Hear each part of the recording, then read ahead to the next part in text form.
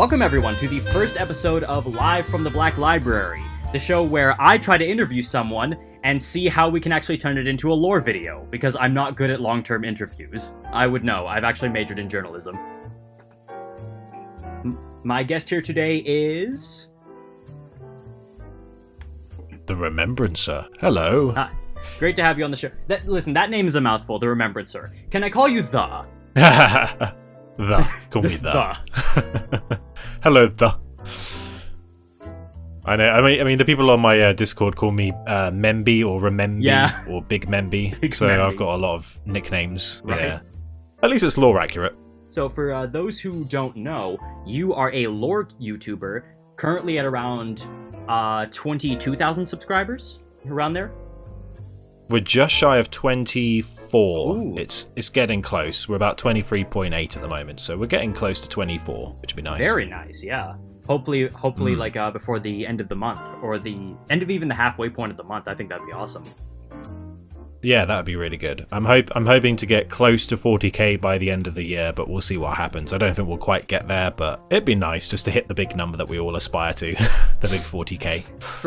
Be it from people who make memes on YouTube to people who draw porn, for lack of a better word, or YouTubers, the goal is Adult always content. 40,000 subscribers. Yeah, and then it's 69, and then it's 80, and then 1 million. It just skyrockets from there. But starting off from that point, first, let the lovely people at home know, how is it you personally got into 40k? Because that's actually a really interesting thing. I find there's almost always a really weird, interesting answer to this question whenever you ask it. How is it you got into 40k? I mean, I suppose what you could say, how I actually got invested in 40k was Hell's Reach, but I remember collecting the little Ultramarine starter packs when my mum used to work at a kind of kids department store area, and she used to be able to get discounts, and I used to go to the section and go, oh look, there's these cool soldiers that you can paint, and you get just basically 5 squad mates, and then you could paint them in Ultramarine blue, and it was really bad. I'm always really bad at painting, and I don't paint them anymore, but I've known about Warhammer a good 20-ish years, but I've only really been invested into the lore and everything since the Hell's Reach animated film by Richard Boylan. So that's what really got me into it. Interesting. One thing you have mentioned is that you just kept painting Ultramarines. You've mentioned this to me before. You just kept painting them as Ultramarines because you didn't realize they could be other colors. The box only had them as blue. Well, there is that. But the other thing was the starter pack only had Ultramarine blue. That's all you got, and there was nowhere I could get the other paints to paint in other colors, because again, there was no codexes in the shop. There was just a little box where you could get 5, and so I bought like 4 packs of those. So I had about 20 or whatever it was, and they were all blue, and they were all a bit boring. Yes, the Matt Ward starter pack. Exactly. Yeah. But you know who isn't blue? It is the Imperial Fists, who are the subject of today's episode. They're very not blue. Oh no. Now the Imperial Fists, that is a first founding legion, a very beloved one. Everybody loves the quote unquote based sons of Dorn. You've made a few videos on the Imperial Fists and some of their successors and whatnot. Yeah, I mean, I haven't done the successors yet, but I've more of just I've done the Black Templars, but I've mentioned a few things here and there, and one day I'm hoping to do all the successors, but I mentioned some of the big heavy hitters like Sigismund and Fafnir Ran and some of those guys. That's the thing with the Imperial Fists that I feel like is most interesting. A lot of people will hear often about the Black Templars first, and then learn that they're Imperial Fists, because like the Black Templars have just become such a force in the meme community. That's like the meme thing. Yeah. Like, what's that one animator? Flash Gits. The guy who just makes them just beating furries to a pulp. Yeah, the guy's named after, is it the Bad Moon's clan of orcs called the Flash Gits? I'm like, I see what you did there. Good boys. I actually only learned about that fact a few days ago when I saw your video about the Bad Moon orcs. I heard they're known as Flash Gits. I'm like, wait a fucking minute. Wait. It's that one piece of red thread on the detective's board in their basement that just wait. That's what that was. Hang on, that's where it comes from? And like, yeah, I thought I'd just sneak that in, just as like a subtle thing, rather than just calling out, like, rather than just going, and then there's the flash gets wink, wink, wink, you know. It's kind of subtle, but it's good fun. You gotta let people connect those dots themselves. And to be honest, they've done some hilarious Warhammer 40k memes, such as the Black Templars versus the Furries, which are exceptional. There was one funny one where a bunch of furries captured a Black Templar and just set him in his underwear inside an arena with with a chain sword, and I'm like, yeah, that seems like Kimura, which that makes sense. Yeah, Kimura's like that, I would imagine. And and then when he sees who he's facing, he goes, "Oh no!" and he's just running, going, "Help! Let me out! Let me out!" Poor guy. But and the thing with the Black Templars is you can see the similarities, but they are quite different from the Imperial Fists themselves. And a lot of the defining traits of the Imperial Fists as a legion, ever since their inception, is being very stiff, really stalwart, never backing down, stoic. Yeah, stoic. And also, of all the legions, they are basically all drafted from Holy Terror. Like, no other legion, for the most part. Like, all the original legions took their start from Terror, and then they got their own homeworlds, like White Scars. White Scars got Chagoris, and then you got, Deliverance for the Raven Guard, and you've got then you got Macragge, of course, but all of them had Terran Astartes to start with. Yeah. But the Imperial Fists are the only ones who exclusively pretty much took from Terra, because they were the guardians of Terra, so it kind of makes sense. And that says a lot about the Legion, the fact that they were basically the guardians of Terra. Even all the way during the Horus Heresy, they really took them head on and suffered, I think, a lot of the losses. And heads up, a pattern will soon emerge that heavy losses are a big thing with the Imperial Fists. Yeah, but they are the straw that would have broken the camel's back if it wasn't for the Imperial Fists. Then, oh boy, Siege of Terror would have been a lot worse. But they paid a heavy price for it. They were just the punching bag. Yeah, I didn't hear no bell.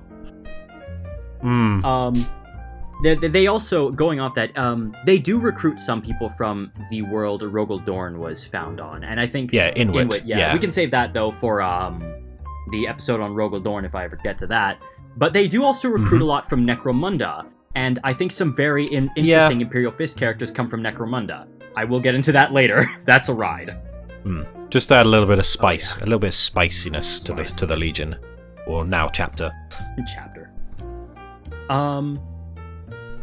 I think in terms of them as a chapter, this is something you notice particularly when it comes to the first founding legions, that in some form or another they all maintain a connection to their successor chapters. The devastation of Baal brought together a lot of the Blood Angel successors. I think Guilliman is actually like bringing some of the successor chapters back into the fold and reforming the Ultramarines. Yeah. And this was hit. And that's the whole thing. Wait a minute, this whole operation was your idea. Yeah, exactly. What are you doing? I don't know. The thing is, like, unlike all the other legions, the Imperial Fists have that massive badge of, like, not ego, but they have this badge of honor where they can just say, hey, every step of the heresy, we were there defending Terra. Yeah. Dark Angels, where were you? Ultramarines, where were you? Space Wolves, where did you go? Blood Angels. It's like, no, we were there every single day, making the walls that would defend the Emperor as best we could. And we could have done a lot better if you guys were already here helping out from the start. So that's kind of the Imperial Fist thing, where they're like, yeah, we are literally the last line of defense, and we proved ourselves beyond the shadow of a doubt, which a lot of other legions can't say. Yeah. And their successor chapters are still stained by that dishonor. Like, especially the Dark Angels, their whole thing is shame, shame, shame, shame. But even the Ultramarines, you know, if they had got there a bit quicker, maybe the Emperor would be alive, or not, you know, in the state he is, because the Emperor is alive, but he, you know, hard air quotes not around the best the word state. Alive. It's like when you've pulled 5 consecutive all-nighters, and you're like, yeah, I'm ready for this test, but am I? Am I really? Are you suggesting that the Emperor is just like the all-time champion of cramming sesh, just sustained off 1,000 souls and Red Bull? Just that's the Emperor. every single psyker, industrial strength every Red single Bull. psyker he consumes is like a can of Red Bull, and he just crushes each one on his forehead as he just keeps going. Yeah, exactly. That's basically welcome to the Warhammer 40k. Perfect. We can end the episode there. There we go. Done. We've done it all. Sorted. Done. It's Warhammer 40k. The entirety of Warhammer 40k is brought on by unhealthy coping habits. Horus Heresy, coping poorly. War of the Beast, coping with it poorly. The current situation in the galaxy, coping with it poorly. Daddy issues, coping with it poorly. Just everything is just poor coping methods. The Siege of Rax, sponsored by Red Bull. You know, it's perfect. You know, just all that's how the Kriegers are just so jittery. They're always on Red Bull. My God, makes sense. I made a joke once in a game of Wrath and Glory that like I feel like you would imagine the Sons of Dorn just cheering themselves on, pounding down cans of, instead of Mountain Dew, it would be Mountain Dorn. Oh, good. I like that. Mountain Dorn. Sponsored by Pepsi. But one thing is, the Imperial Fists, as cool as they seem, you know, really stalwart defenders of the Imperium, the really capable guys, the guys who basically hold the Imperium on their back. No gimmicks, no schmarm, just giving her, just going for it. They've really had a rough go of it, and obviously when people think, oh, Imperial Fists losing and getting a beating, people often point to the Battle of the Iron Cage, when they essentially got baited into a schoolyard fight and then got their ass beat. Yeah. And I've personally seen that happen. Yeah. Like, the Battle of the... I think there's still a lot of people who are contentious about who won in air quotes, but I think, to be honest, my opinion is the Imperial Fist got suckered into it in the first place. I don't care how many casualties they had. It's like, you could have just, you could have ignored it. You could have just been like, no, we're going to quarantine it. We'll get the Ultramarines. We'll take it, we'll take a more careful approach. And Dorn was like, nah, straight in there. I'm going to clap Purty, and Purty clapped back, shall we say. Like, there's the whole thing, it's like, you need to learn when to walk away and be the bigger person. There's not a single character in the entirety of 40k who knows how to do that. Oh, I don't know. I mean, my favourite Primarch is Jagatai Khan, and I think he was the only one who showed restraint during the whole of the Heresy. Good point. There was that whole thing where he was like, what am I going to do? And he spent a lot of time figuring out what he was going to do. But, like, Lion, Rabute, Dorn, they're all just like, I need to go straight for the Lehman Russ. I'm going to go kill Horus. Look how that worked out. And, you know... But I don't know. Like, I think the Fists as well, they're like, ever since the Siege of Terror, they didn't have anything to prove, but they still just couldn't get over the fact that, oh, the Emperor, oh, Dorn. It's like, your Primarch's still alive. Yes, Sanguinius is dead. Yes, Manus is dead. Yes, like, everything's scuppered. Like, all these things are going wrong. And they're like, we could have just been like the Ultramarines and just kept our heads down and built some strength and done okay. But no, we had to go for the big, shiny bauble in space full of Iron Warriors. That's all, you know. When people say that it was inconclusive who won, that reminds me of a story. When I went to my high school / 8th grade school, it was actually connected to another school right beside it. Ours was a private school, theirs was a public school, so there was obviously this rivalry, and we were sort of looking down our noses at them, and they were like, "Oh, these preps." That's basically how the shtick won, or how that shtick went. And what happened was, one time a kid about a year older than me got into an argument with another kid over a soccer ball, and then they went behind a corner. We just hear a little bit of noise. The guy comes back later with blood coming out of his nose and tears in his eyes. He just looks at us. I won. And then, because he's holding the soccer ball, like, I don't know, man, did you? And his name was Rogel Dorn. Funnily enough. I feel he does strike me as someone who would absolutely make a good Imperial Fist. Like, knowing, like, having read a book about some neophytes, some inductees, I'm like, yeah, he would fit in. Definitely. Oh, yeah. I don't know. Of all the chapters, I got to admit, like, the only thing about the Imperial Fist as well, other than like they're really good at siegecraft, I've got to probably say this just to mention it, but I think they're also kind of similar to the Ultramarines in that they are a bit one-dimensional in some regards. Oh yeah. I mean, like one of the reasons I like the Scars is they had that whole element of there was a bit of betrayal within their ranks. They could have gone either way. They had a lot more mysterious like intentions, whereas Imperial Fists like, we are the good boys. We are the good boys who stay at home and look after Dad, and that's the Imperial Fist. And it's like, oh, when Dad is gone, oh well, we will keep his house tidy as best we can. We are the. I'm good sure boys. Dad will be back with those cigarettes any moment now. I will wait. Yeah, with his remaining hand, and I went there. And also Dorn is a bit of a brick wall, pun intended. But yeah, I don't know. Like Dorn is also just like very furious. Like anytime I listen to one of the audiobooks of the Horus Heresy, which I've been going through recently, it's just he is an angry man. Oh. He is a very angry man. Oh yeah, absolutely. And again, that I feel like when you know more about that, the Black Templars become, I guess, a little bit less of a shock. Like, if you look at the legions as siblings under one parent, you're like, okay, yeah, I see where you got that. I see where you're like this.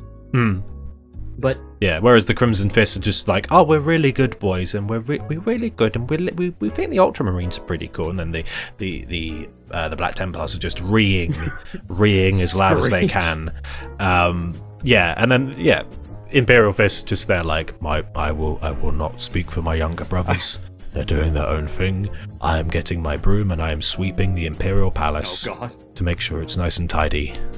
Where is the Imperium? Where is my broom shaped like a fist? That's not to say there's no camaraderie between the successor chapters, and I think the Imperial Fists have some of the most known successor chapters because I don't think, and they have a healthier relationship than the I can't really name any Dark Angel successors or Space Wolf successors. Like, I can't name any. I mean, to be fair, the Space Wolves only have like 3. That's true, yeah. they got like the Wolf brothers, and then there's nothing until the Ultima founding, which is pretty recent. So they just went, we tried it, didn't like we'll it. Get to it eventually, Woof. I swear. Yeah. And then Gilliman came back and he's like, you will have successors, and they were like, okay, wink, wink. I think one of the interesting ones about the Imperial Fists as well is like the Soul Drinkers, because they are apparently a successor chapter, but they're not a successor chapter, and they're a heretic chapter, but now they've been rebranded with Primaris. It's like, what is going on with them? They, in my opinion, are absolutely not talked about enough, and I would love to have an episode about them one day, because they have an entire book series to them, and they've recently gotten rebooted in canon. I think it's really interesting what's going on there. I've recently listened to one of my Discord server members, Light, is a massive fan of the Soul Drinker, so he's like, read the books, and I've read the first one, Soul Drinker. I haven't yet started the Bloody Chalice, or the Bleeding Chalice, but I'm getting through it, so they're very old books, but they're quite good fun. Light is the only reason I know about that chapter, by the way, so I think it's a shame they're not he's basically like spreading the gospel of that chapter. Yeah, he is the most vehement Soul Drinker fan I've ever seen, because there aren't any others. Gotta be honest. Light, we're so sorry, we love you. We love you, Light, but you gotta be honest. But again, and I think even though the Soul Drinkers are heretics, and a lot of the other chapters, successor chapters, might have rivalries or harsh feelings, they really all can come together when it counts, such as during the War of the Beast. And the War of the Beast is a period in Imperial history I find incredibly interesting, mainly because it doesn't make sense. Like, specifically what happened is when, for those who don't know, the orcs had essentially massed under one great war boss whose name escapes me. I wonder what it was. Anyway, in this War of the Beast, they actually made it all the way to Terra to demand the surrender of the Imperium, because the Imperium was in a period of stagnation. It was so ineffectual. But the Imperial Fists, as always, had to step up to, save the galaxy, as they're wont to do. Yeah. And they initiated something called the Last Wall Initiative, which is the contingency reverse card of the Codex it's the contingency Astartes. plan they had to bring together all the successor chapters for essentially an ad hoc reformation of the original Legion to deal with any existential threat to the Imperium, and that it actually came through and it worked quite well. And that I'm curious. That happened under the supervision of Courland, who essentially became I think he was the Lord Commander of the Imperium, and eventually the last Imperial Fist left. Yeah, that's something people tend to forget about the Imperial Fists. They all died to a man. They're so stubborn. They refuse to relent in this defense of the Imperium they literally all died to a man. And even when it was just Corland, they said, hey, Corland, you might want to take a break. You're the last one left. He says, no, I'm going to keep leading from the front. And then he dies. So, like, yeah, okay, I saw that coming. So... The interesting thing about it's just a sidebar with the last wall protocol. It reminds me a bit of like the Dark Angels also kind of have an understanding where the Supreme Grand Master technically is in charge of all of the successor chapters, and they all do as he says, but they're just a bit more sneaky. They're like, well, here's what we're gonna do now. Shush! Don't tell the Inquisition. Shh! Fallen? What Fallen? Cool. But yeah, that's all I wanted to mention.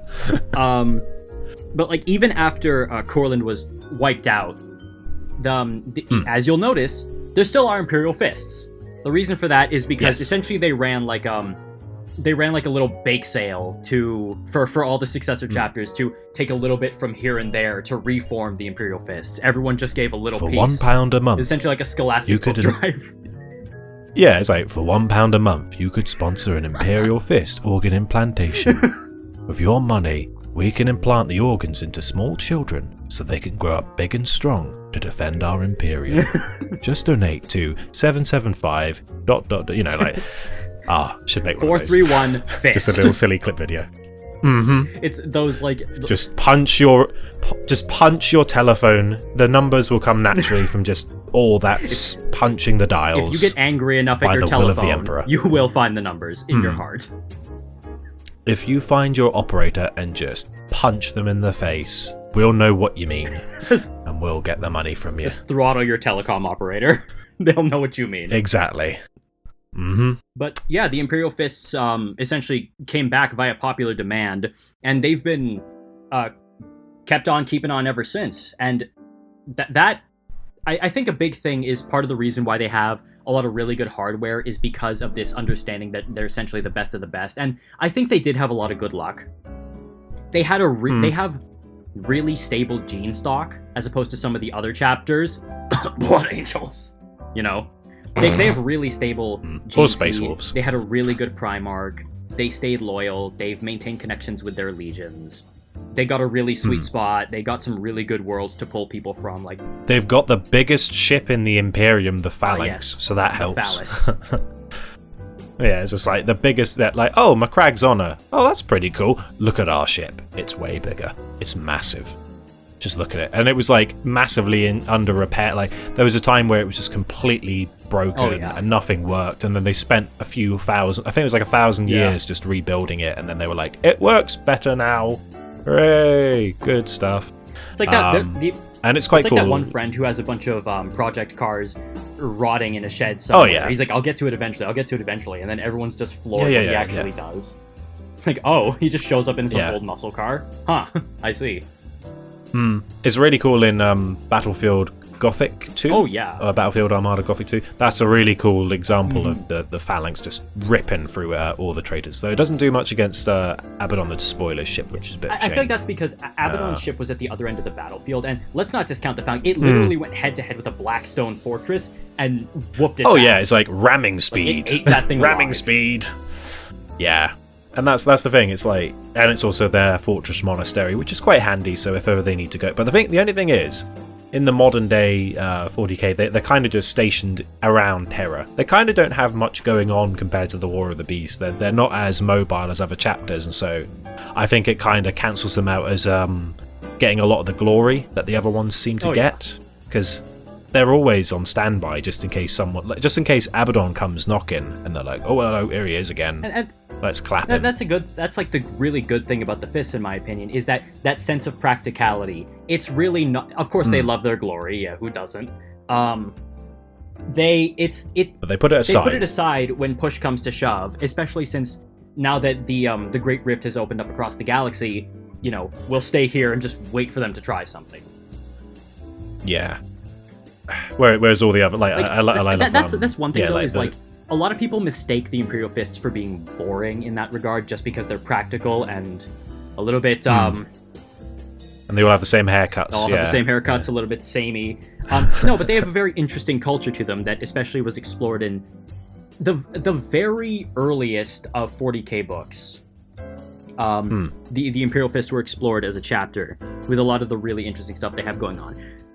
Namely, one interesting thing is the pain glove. That's an interesting thing that people like to joke about a lot. You know, you've seen TTS. Well, you know what interesting is a word for it, I suppose. Common misconception about the pain glove: not actually a glove that just goes on your hand. Not it's a glove. A full body suit. It's like a bodysuit. Yeah. It's like a bondage suit. Yeah, when I was first reading about it, I'm like, oh, the pain glove is not a glove. It's a full suit that stimulates every single pain center you have to make you hurt as much as humanly possible. I'm like, oh, this is a gimp suit, isn't it? Oh. I don't like that. Well, they are called the fists. What goes on a fist? A glove. What happens on the phalanx stays on the phalanx. Yeah, exactly, yeah. I'm just hearing Marnius Calgar retracting, something for a fisting from TTS. You're insisting on a fisting? Someone's insisting on a fisting, and he's like, nope, wait, hang on. I retract that. This is now an Ultramar thing. I always found that weird that, like, the Ultramarines chapter master has massive fists, and he has bigger fists than the chapter master of the Imperial Fists. It's like, okay. It's the fist on the inside that counts. Yes. Okay. I just imagine him going to Terra occasionally and going, my fist's bigger than your fist, and they're like, oh. No, Cato Sicarius would do that. Oh yeah, I, Cato Sicarius. I, Cato Sicarius, have the biggest fist. I hate him so much. He's awful. But speaking of what happens on the Phalanx, stays on the Phalanx, they have some weird shit on there. It's an extremely old piece of technology. They've got some weird shit on there. Like, there is essentially... they have a fun house on there. It's not fun. It's not really all that fun. They have a ball pit. Basically, is what happens is for new recruits into the Imperial Fists, they have a thing where they will essentially force all the newbies. They'll essentially haze the newbies by forcing them through a little maze, and this maze has regions that are airless vacuums, burning hot, blistering cold, and all that nonsense. All the while you're like psychologically bombarded in the dark, and there's little safe spots that everyone has to huddle in while all the senior fists just look on and laugh at them running like rats in a maze. And to be fair, it does make sense because they're a fleet-based chapter. They need to train them somewhere. If they were doing it on planets and they had to move around a bit, it'd be really impractical. That's not a training exercise, though. It's literally stated to not be a training exercise. They're just screwing with them. They're just doing that to laugh at them. That's its own form of training. That's like, it's just a bit of fun. Oh, it's just a bit of fun. Yeah. Part of the training is hazing the recruits. You know, you're not an Imperial Fist until you've seen one cry. If you make it through the maze without quitting, you get a reward. That being a thumb-sized brand on your butt of the Imperial Fist symbol. That's what happens if you win. What happens if you lose? Wow.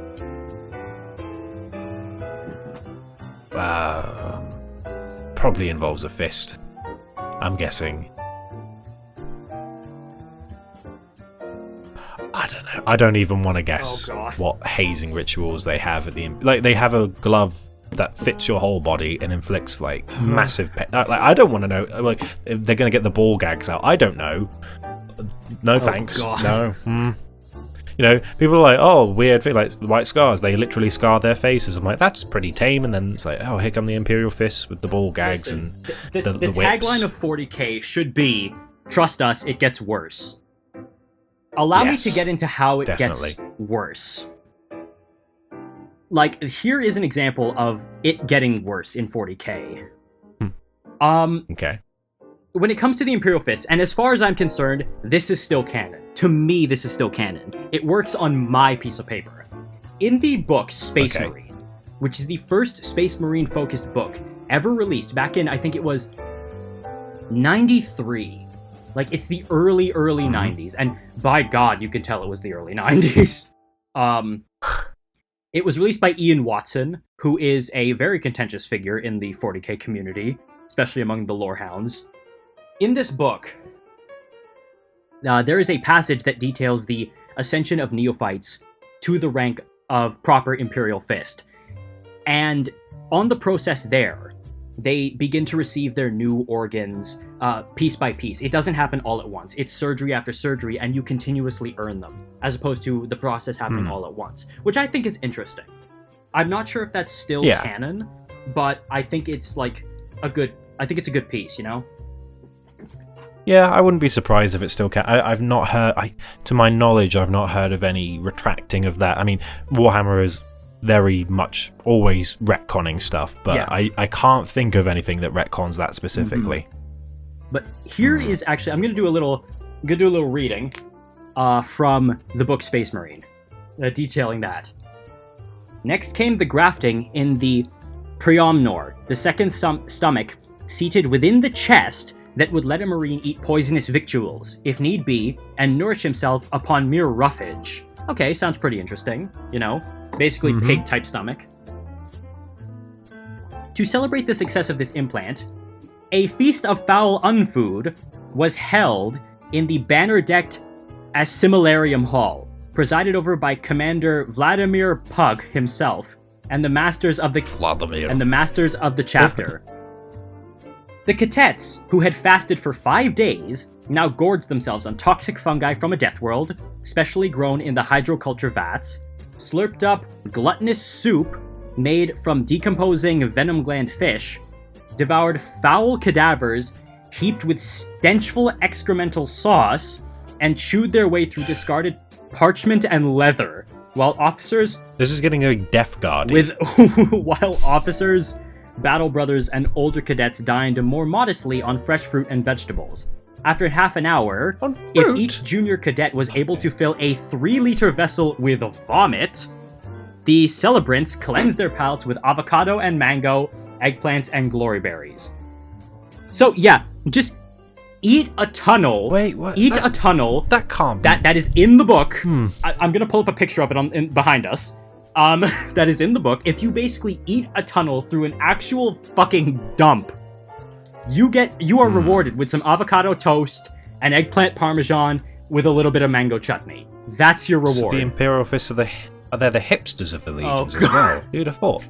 The thing is, like, eating fruit is a bit superfluous for a Space Marine. I reckon they need like 8 to 10,000 calories a day just to keep their physique. It's like, you're not getting that from oranges and bananas. I don't care how yellow your armor is. It's not going to be enough for your nutritional needs. Like, I feel like you'll burn that much just by waking up in the morning, getting that giant body out of bed. Just by getting out of a chair.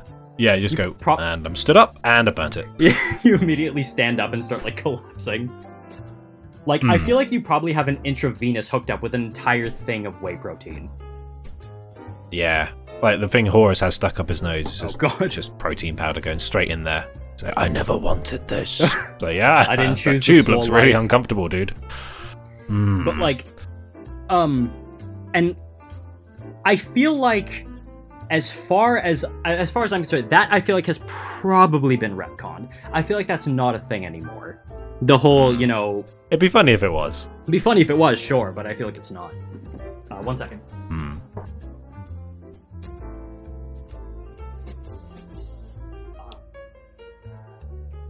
One thing is that has been retconned from the book Space Marine is what happened to Rogel Dorn. Because as we all know, they don't have Rogel Dorn. He basically vanished, he vamoosed, but they have his hand, right? Yeah. And they inscribe the chapter masters' names on the knuckles, on the bones, I think. Yeah. In the book Space Marine, they have Rogel Dorn's body. His entire, basically his entire mummified corpse is encased in a giant block of amber, like Han Solo in carbonite. They have it. Like Aerodactyl from the first Pokemon. Yeah. Amazing. Basically. Here, amazing. A passage from the book. The Primarch's hands were both missing. Genuflecting, the Reclusiarch carved generous pairings of amber from one toe, and then another. Yeah, so they carve amber off his toes. Dropping these into the chalice. Rising, he turned to the initiates and raised that cup, now glowing. Effervescence was occurring within. Aromatic white fumes arose from bubbling oil of amber. Repris corpus memoria. Breathe the memory of my flesh. As he bore the white-hot chalice along the row of initiates, so each in turn inhaled a heady, strangely fragrant whiff. Fresh molten amber must be added subsequently to the shaven toes to replenish what was taken, unless the amber grew of its own accord, like veritable flesh due to the miraculous proximity to those bones. When the Reclusiarch passed back again, each initiate must hold out his middle finger, pointing stiffly forward from his fist. That little knife slashed sharply, circumcising the very tip of the digit, and even before the Laramin cells could clot, or perhaps because the blade was treated with some special coagulant, a sprinkle of bright blood fell like rubies from each fingertip to mingle in the chalice. Lifting the chalice to his lips, the Reclusiarch drank the potion of hot amber oil bent with blood. Ego vos initio in pugnorium imperialorum fraternite in secundo grado, he sang out. And after you return from your first expedition as scouts, he promised, the other secretions of your body will be blent into this same chalice of the Primarch, which was once his very drinking cup. That has an exclamation mark. During your induction into the third degree of brotherhood, though that in itself will only be superficies of the third degree ceremony. So, they basically carve off... They drank his toe juice. They sniff his toe juice, bleed into it, and then drink it. And it gets... Out of Daddy's cup. If you can believe this, detail. It gets worse. Oh, no. They later go into a special chamber where it says, the adamantium floor down there was inscribed with a maze of tiny colored channels that bootsteps would never be able to wear away, in a pattern suggestive of a cosmic map. And all along those channels were spaced little indentations the depth of a fist's thumbprint, each recess named with a rune. At one end of the seemingly arcane map or game board, an enormous palscrital bowl held thousands of what first appeared to be bloodshot, ochreous eyeballs. Each ball commemorated the initiation of a group of ex-cadets throughout the aeons, each being a nugget of the liquid amber and blood drunk from Rogel Dorn's old chalice by the Reclusiarch of whichever epoch, and defecated by him subsequently in this shape. At the opposite end of the grave floor, a second mighty bowl held darker balls, composed no doubt of the bodily secretions of the third degree, likewise embalmed in amber. I don't know what these other secretions are, and I don't want to. I don't want to either. Weird Reclusiarchs. Basically, he drinks the chalice with the toe juice and blood chalice, and then will later shit out the amber, which is kept in a museum in the Phalanx. And he does a doo-doo in the museum. Of course he does. It's big enough to hold all that secretions, shall we say. Yeah, very peculiar. I'm not a fan. I'm hoping that's been retconned. Yeah, it must be. It must be. One of Ian Watson's main plot lines, that being that of the Star Child. You remember the Star Child plot line? That whole thing was retconned as being a, quote, Tzeentch plot. So, in my mind, that just tells me that Ian Watson is basically Tzeentch. I'm like, yeah, I see that. Yeah.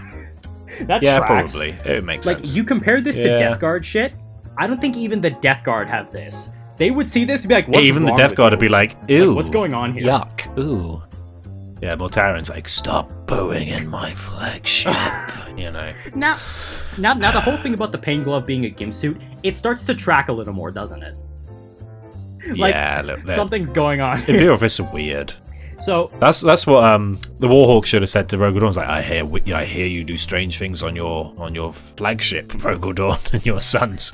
I hear your Reclusiarchs do something naughty in the museum. They're like, damn. To be fair, I think this only started after he died. Because in this one, this version, you know it was retconned, because a big part of it is the fact that they have his entire corpse encased in amber. So thank God that's not around anymore. Also, both hands of the skeleton are missing in this version, as opposed to just one hand. You got Count Dooku'd, that's what happened. Went both of them off at once. God. Star Wars reference. Basically what the main plot of this book actually is here's the thing. The main plot of the book is that they fight, they look into some other chapters. The Soul Drinkers are actually mentioned in this book, and so are the Lamenters, but only in passing.